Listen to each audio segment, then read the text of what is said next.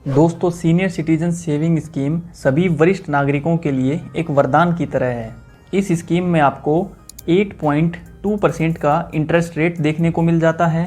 वहीं इसमें आप 30 लाख रुपए तक मैक्सिमम डिपॉजिट करके अपनी जो राशि है, अपना जो फंड है, चाहे वो आपको कहीं से भी मिला हो, चाहे पेंशन फंड से मिला हो, चाहे आपको पीएफ से मिला हो, वो आप जमा करके, निवेश करके एक अच्छा खासा अपने लिए कॉर्पस बिल्ड कर सकते हैं। अच्छा खासा आप इसमें इंटरेस्ट कमा सकते हैं।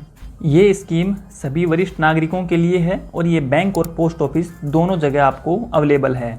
लेकिन इस वीडियो में हम आपको सीनियर सिटीजन सेविंग स्कीम के कुछ डार्क साइड्स यानी कुछ डिसएडवांटेज या कहिए कुछ ऐसे पॉइंट्स आपको बताएंगे जो आपको पक्का ध्यान में रखने हैं, उनको आपको पक्का गौर करना चाहिए इस स्कीम में निवेश करने से पहले। दोस्तों, सीनियर सिटीजन सेविंग स्कीम के फ़ायदों के बारे में, उसके एडवांटेज के बारे में आप देखेंगे, यूट्यूब पे सर्च करेंगे तो ढेरों आपको वीडियोस मिल जाएंगे। लेकिन ऐसे ही वीडियोस बहुत कम आपको देखने को मिलेंगे जो इस स्कीम के कुछ जो खामियां हैं, जो कमियां हैं, उनको यहाँ पर बयां करते नजर आएंगे।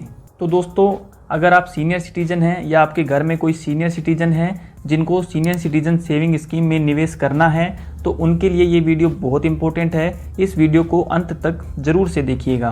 और अगर आपको लगे कि इस वीडियो में हमने कुछ उपयोगी आपके लिए बताया है, कुछ जानकारी आपके कुछ काम आएगी, तो वीडियो को आप लाइक कर सकते हैं, हमारे चैनल को सब्सक्राइब कर सकते हैं।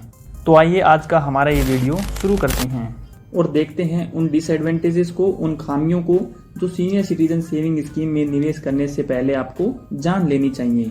तो आइए बात करते हैं इसके पहले डिसएडवांटेज की, जो कि है टीडीएस ऑन इंटरेस्ट। दोस्तों, पोस्ट ऑफिस का ही एक सेविंग स्कीम है पीपीएफ, जिसमें आपको जो ब्याज मिलता है उसके ऊपर आपको कोई भी यहाँ पर टैक्स नहीं काटा जाता, कोई टीडीएस नहीं काटा जाता, किसी प्रकार का आपको टैक्स नहीं देना होता है। लेकिन दोस्तों, सीनियर सिटीजन सेविंग स्कीम में ऐसा नहीं है। इस स्कीम में मिलने वाला ब्याज आपके लिए टैक्सेबल है। अगर एक फाइनेंशियल ईयर में आपने 50,000 रुपये से ज़्यादा का यहाँ पर ब्याज अर्न कर लिया, तो यहाँ पर आपका जो बैंक है या पोस्ट ऑफिस है, जहाँ भी आपने ये अकाउंट खुलवाया है या खुलवाने का सोच रही हैं, तो वो आपका टीडीएस 10% के हिसाब से काट के आपको क्वार्टरली जो पैसा बन रहा है वो आपके सेविंग अकाउंट में जमा करेंगे। ये फैक्टर आपको पीपीएफ या सुकन्या समृद्धि योजना में देखने को नहीं मिलता है। वहाँ जमा किए गए पैसे पर आपको किसी भी प्रकार का टीडीएस काटा नहीं जाता है। अगर इस चीज़ को हम एक एग्जाम्पल के थ्रू समझें, तो मान लीजिए आपने स्कीम जो मैक्सिमम डिपॉजिट लिमिट है 30 लाख रुपए, वो आपने निवेश किए 8.2% के हिसाब से, तो जो आपका ईयरली इंटरेस्ट बनेगा वो बनेगा 2,46,000 रुपये, जो कि 50,000 रुपये से ज़्यादा है। और क्वार्टरली जो इंटरेस्ट है वो आपका बनेगा 61,500 रुपये, यानी हर 3 महीने में आपके खाते में 61,500 रुपये आने चाहिए। लेकिन यहाँ पर जो आपका इंटरेस्ट 2,46,000 एनुअली बन रहा है वो 50,000 रुपये से ज़्यादा है।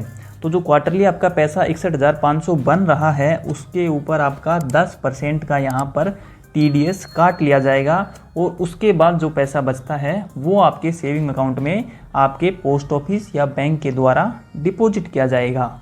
लेकिन ध्यान रखिए, अगर आप इनकम टैक्स रिटर्न फाइल करते हैं और आपकी इनकम टैक्सेबल नहीं है, टैक्स पे करने के लिए आप लायबल नहीं हैं, तो आप इस कटे हुए टीडीएस को रिफंड भी क्लेम कर सकते हैं। इसके अलावा अगर आप अपना फॉर्म 15H भर के पोस्ट ऑफिस में या बैंक में, जहाँ भी आपने स्कीम ओपन करवाई है, वहाँ जमा करवा देते हैं, ये एक डिक्लेरेशन है जो आप कह रहे हैं कि मेरी इनकम बेसिक एग्जम्पशन लिमिट के नीचे है, तो आपका यहाँ पर टीडीएस भी नहीं काटा जाएगा। बात करें दूसरी डिसएडवांटेज की, तो वो है इस स्कीम का फिक्स्ड इंटरेस्ट रेट। अब ये क्या है? इस स्कीम में अगर हम करंट इंटरेस्ट रेट की बात करें 8.2% है, जो कि 1 अप्रैल 2023 से लागू हुई थी और उसके बाद उसमें कोई चेंज नहीं किया गया है। अब मान लीजिए यहाँ पर आपने अपना अकाउंट खुलवा लिया 8.2% के इंटरेस्ट रेट से, और अगला जो क्वार्टर आएगा 1 अक्टूबर से 31 दिसंबर तक का, उसमें इसके इंटरेस्ट रेट बढ़ जाते हैं। तो आपका जो पैसा है वहाँ पर इस स्कीम में निवेश हुआ है वो 8.2% पे हुआ है। आपको 8.2% के हिसाब से ही 5 साल के लिए इसमें जो इंटरेस्ट है वो मिलेगा। जो बढ़ा हुआ इंटरेस्ट रेट मान लीजिए अगले क्वार्टर में है, वो आपके ऊपर अप्लीकेबल नहीं होगा। फिक्स्ड इंटरेस्ट रेट का मतलब यही है कि आपने अभी 8.2% पे अपना खाता खुलवा लिया, तो आगे अगर बढ़ जाएगा अगले क्वार्टर में या घट जाएगा तो वो आपके ऊपर अप्लीकेबल नहीं होगा, आपका खाता 8.2% के हिसाब से ही चलता रहेगा। अब यहाँ पर किया क्या जा सकता है, कैसे आप अगर अगले क्वार्टर में रिटर्न बढ़ जाता है तो उसको आप भी ले सकते हैं। तो इसके लिए दोस्तों कोई ऑप्शन नहीं है, एक ही ऑप्शन बचता है कि आप अपना ये अकाउंट क्लोज करवाइए और जो नया इंटरेस्ट रेट है, बढ़ा हुआ इंटरेस्ट रेट है, उस इंटरेस्ट रेट पर अपना नया सीनियर सिटीजन सेविंग स्कीम का खाता खुलवाइए, तो ही वो आपको इंटरेस्ट रेट मिल सकते हैं। लेकिन अगर आप अपना जो अभी करंट अकाउंट चल रहा है उसको बंद करवाने जाएंगे तो उसके ऊपर आपको काफ़ी पेनल्टीज़ वगैरह भी पे करनी पड़ेंगी। सीनियर सिटीजन सेविंग स्कीम के प्री मैच्योर क्लोजर पे जो पेनल्टी लगती हैं उनके ऊपर हमने एक वीडियो बनाया हुआ है, अगर आप उसको देखना चाहें तो लिंक नीचे डिस्क्रिप्शन में है और वीडियो अभी ऊपर आई बटन में आ रहा है। यहाँ से आप देख सकते हैं कि अगर आप अपना खाता समय से पहले बंद करवाते हैं तो आपको कितना यहाँ पर पेनल्टी पे करना पड़ेगा। तो आइए दोस्तों अब हम बात करते हैं सीनियर सिटीजन सेविंग स्कीम के तीसरे डिसएडवांटेज की। ये है no additional interest on unclaimed interest in saving account. इसका क्या मतलब है, मान लीजिए आपको एक क्वार्टर का 1000 रुपये का यहाँ पर इंटरेस्ट रिसीव हुआ और वो आपके सेविंग अकाउंट में ही रखा हुआ है, आपने उस पैसे को निकाला भी नहीं है अपने अकाउंट से और उसको कहीं पे यूज़ भी नहीं किया है, तो वो पैसा आपके सेविंग अकाउंट में ही रखा हुआ है। अब यहाँ पर रूल क्या कहता है कि इस पैसे पर, इस 1000 रुपये पर आपको कोई भी सेविंग अकाउंट का यहाँ पर इंटरेस्ट नहीं दिया जाएगा। जैसे मान लीजिए पोस्ट ऑफिस का सेविंग अकाउंट अभी 4% है और आपने स्टेट बैंक ऑफ इंडिया में देखेंगे तो 3.5% के आसपास सेविंग अकाउंट का इंटरेस्ट है। जो हम पैसा नॉर्मली सेविंग अकाउंट में अपने पोस्ट ऑफिस के या स्टेट बैंक में रखते हैं तो उस पर हमें मिल जाता है। लेकिन जो इंटरेस्ट अमाउंट हमें सीनियर सिटीजन सेविंग स्कीम से रिसीव हुआ है और वो हमारे सेविंग अकाउंट में रखा हुआ है, तो उस पैसे पर बैंक या पोस्ट ऑफिस हमें सेविंग अकाउंट का जो इंटरेस्ट रेट है वो नहीं देंगे। बात करते हैं इस स्कीम के अगले डिसएडवांटेज की, तो वो यहाँ पर निकल के आता है age factor in senior citizen saving scheme. दोस्तों हम सब जानते हैं कि सीनियर सिटीजन वही लोग होते हैं जिनकी उम्र 60 साल से अधिक होती है और इस स्कीम में एक्सेस सिर्फ उन्हीं लोगों को मिलता है निवेश करने के लिए जो सीनियर सिटीजन हैं। तो यहाँ पर जनरल जो पब्लिक है वो निवेश नहीं कर सकते हैं। तो यहाँ पर जो प्राइवेट एम्प्लॉय है जिसने जल्दी रिटायरमेंट ले लिया है वो इस स्कीम में निवेश नहीं कर सकता। अगर यंगस्टर जल्दी रिटायर होना चाहता है कोई तो वो भी इस स्कीम में निवेश नहीं कर सकता है। हालांकि जो गवर्नमेंट सिविलियन एम्प्लॉय है, जो डिफेंस एम्प्लॉय है, उनको यहाँ पर एज में कुछ रिलैक्सेशन जरूर दिया गया है। Defence employ, retired defence employees के लिए यहाँ पर 50 साल की एज है और रिटायर गवर्नमेंट सिविलियन एम्प्लॉयज़ के लिए यहाँ पर 55 साल की उम्र है। लेकिन इन लोगों के अलावा जो लोग जल्दी अपना रिटायरमेंट लेना चाहते हैं उनके लिए एक बहुत बड़ा डिसएडवांटेज है कि वो अपना पैसा, अपने फंड का पैसा सीनियर सिटीजन सेविंग स्कीम में निवेश नहीं कर सकते हैं। बात करते हैं अगले डिसएडवांटेज की, तो वो आता है यहाँ पर फिक्स्ड टेन्योर यानी लिक्विडिटी क्रंच। अब सबको पता है कि सीनियर सिटीजन सेविंग स्कीम में लॉक इन पीरियड 5 साल का होता है। 5 साल से पहले आप अपना पैसा निकाल जरूर सकते हैं लेकिन उसके ऊपर आपको प्री मैच्योर क्लोजर के पेनल्टीज पे करने पड़ेंगे। इस अकाउंट को आप आगे 3 साल के लिए और एक्सटेंड कर सकते हैं।